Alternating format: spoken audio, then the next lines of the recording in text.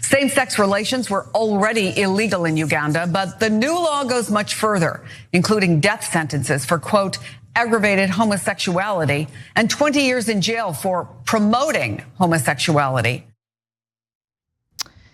This is policy that has been pushed in Uganda for over a decade at this point, and the president of Uganda has signed a new anti-LGBT law that imposes life sentences in prison and even the death penalty for members of the LGBTQ community. So it's known as the Anti-Homosexuality Act of 2023, and it punishes with death, okay, with death, those found guilty of aggravated homosexuality, a category broadly defined by legislators to include offenses that range from having gay sex with a minor to seducing someone through misrepresentation or undue influence. So in other words, the provisions in this anti-LGBT law are pretty broad and can be interpreted in such a way that people could be sentenced to death just by being who they are. Now, the law also imposes life imprisonment for anyone found to have performed a sexual act with a person of the same gender, and up to 7 years in prison for an attempt to commit the offense of homosexuality. So I wanna just be very clear about something. Much like the Don't Say Gay bill in Florida, what they'll do is they'll point to something that sounds reasonable to justify the law. Now, to be clear, I'm against the death penalty in all cases. I don't think state-sponsored murder makes sense when you're trying to send a message against murder in the United States, right? In this case, they would implement the death penalty for someone who is gay and engages in a sexual act with a minor. So they'll point to that and say, doesn't that sound reasonable? I mean, they're raping minors. But no. Understand that that is one tiny portion of this. And what it's really about is outlawing gay people in Uganda. Okay, 2 things about that. Number one, the right wing in America is already saying what Anna said. That's right. Yep. And we'll get to that a little bit later in the show. They're all like, whoa, what's the big deal? They're just killing child rapists. No, first of all, they're not killing child rapists if it's a man who rapes a little girl. That's not in the bill. That's not in the bill, right? Okay. Only if it's same sex is there a death penalty. If you rape a little girl and you're a man, no problem. Maybe there's a different law, but it's not an execution law and it's not this law. So be clear about what they're saying. Second of all, you're also getting the death penalty if you have sex with just normal gay sex in any way because of a misrepresentation. That's a death penalty because of a How many people have done a misrepresentation when they're hooking up? Well, I took the picture this way instead of this way. It makes me look skinnier. Misrepresentation, death penalty. Undue influence, what the hell does that mean? I mean, it's overly broad, and it's overly broad on purpose, much like the law in Florida. Now, the law in Florida is not as extreme. It doesn't implement the death penalty toward individuals who just happen to be gay. But in this case, the punishment is far more extreme, and the law is written in a broad way, I believe, on purpose. Now, it's important to understand the forces behind the legislation because it's bad enough if we're talking about a conservative party in another country that has been pushing for this legislation, but understand that there has been a lot of influence by fundamentalists in the United States. They have been pushing for this law in Uganda for a long time, and the people behind it, the American evangelical group behind it, is known as the Fellowship. We've talked about them before. It's the same group of fundamentalists who are behind the National Prayer Breakfast.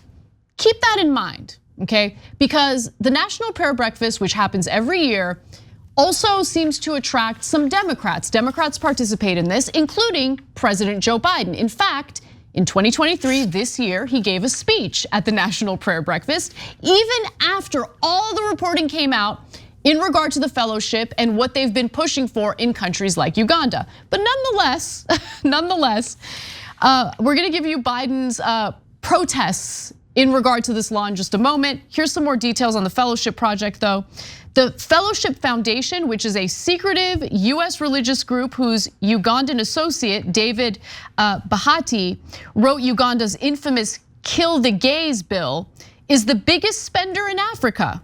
Between 2008 and 2018, in just 10 years, the group spent more than $20 million in Uganda alone to push for legislation like this disgusting anti-LGBT bill.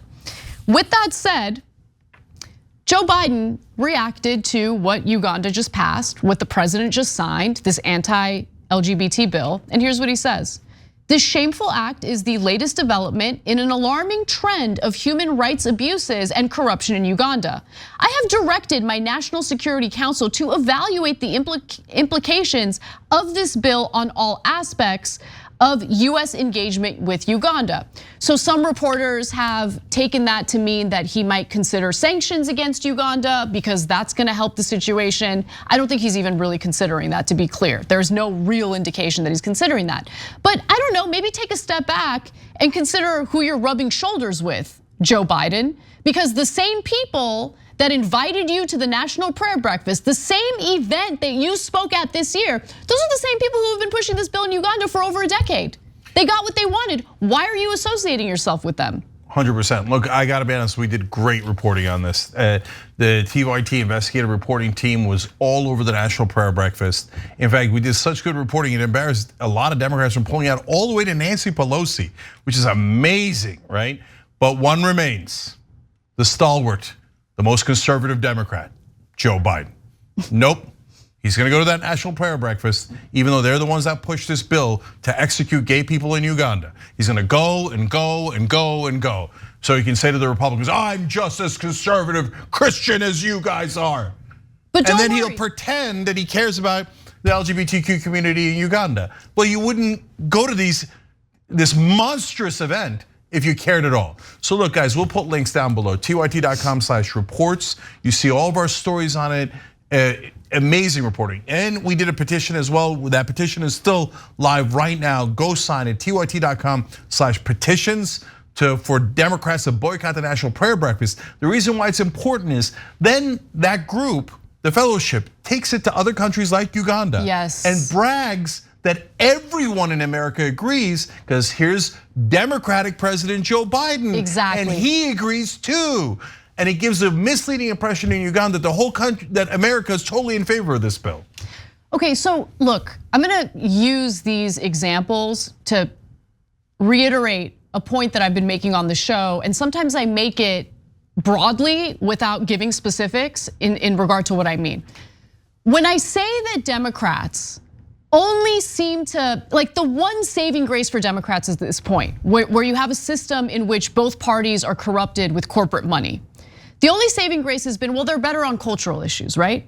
They're better on cultural issues, but are they? Okay, maybe rhetorically they're better on cultural issues, but when push comes to shove, when you look at their actions, I mean, I think their actions speak for themselves. When they had a supermajority and had the ability to codify reproductive rights, they failed to do so. They didn't think it was that important, okay?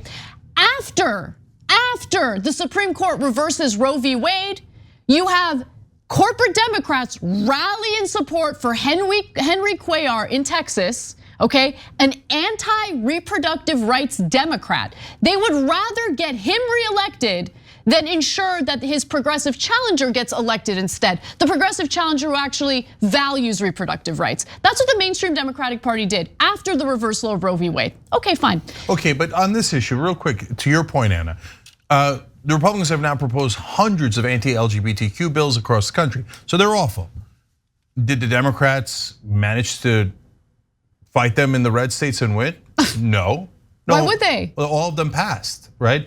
And then what did the Democrats always do? They almost sing now. They've got a Broadway special. There was nothing we could do. There was nothing we could do. No matter what the Republicans propose, they always win. And the Democrats and the media sing together now, everybody on stage. There was nothing they could do. There was nothing they could do. And now in Uganda, they're gonna kill gay people. They're gonna put them in prison for 7 years for maybe hitting on someone. You go to prison for life if you actually have gay sex. Prison for life. And what is Joe Biden doing? Oh, I'm gonna go help the fellowship do it, but then later I'm gonna put out a statement that I am kind of against it, and I might do something about it later, like go to the National Prayer Breakfast again. I am sick of statements from Democrats. I don't care about their rhetoric, okay? Their rhetoric being better than the rhetoric that we hear from Republicans means nothing if they don't put action behind the rhetoric that they engage in. and they don't put action behind it. They always find convenient excuses, and I'm not really interested in their excuses. Even with Democrats having a majority in Congress, having control of the levers of power, they somehow miraculously find excuses for why they can't get anything done. It's just incredibly frustrating. And I want Democrats to explain to me what they plan to run on, what they plan to campaign on. I get it, they're gonna campaign on, ooh, Trump is very dangerous. Okay, but think about your voting base. Think about voters in general. Have their lives improved since that exchange of power occurred, since Biden came into power? Have their lives improved? No, Anna, but there was nothing they could do. Okay, well, there was nothing they could do. Elect Democrats and Republicans will only get half of what they want. Wow, what a compelling message. Guys, we're constructive every time. I'll tell you super quick what Biden could have done. It was a simple thing, tiny thing, wouldn't have cost them anything. Hey, National Prayer Breakfast, I am definitely not coming next year unless you go call off your dogs in Uganda. You keep sending the fellowship guys to Uganda and telling them that you want them to pass that bill. You do it one more time and I'm gonna burn that National Prayer Breakfast to the ground and I'm gonna make sure no Democrat ever goes to it. Believe me, tuck their tail between their legs and they come scurrying, and maybe we save some lives in Uganda. Did Biden do that? Nope, there's always something they could do. They're lying when they say there's nothing they could do. Thanks for watching The Young Turks, really appreciate it. Another way to show support is through YouTube memberships. You'll get to interact with us more. There's live chat emojis, badges. You've got emojis of me, Anna, John, JR, so those are super fun. But you also get playback of our exclusive member-only shows and specials right after they air. So all of that, all you gotta do is click that join button right underneath the video. Thank you.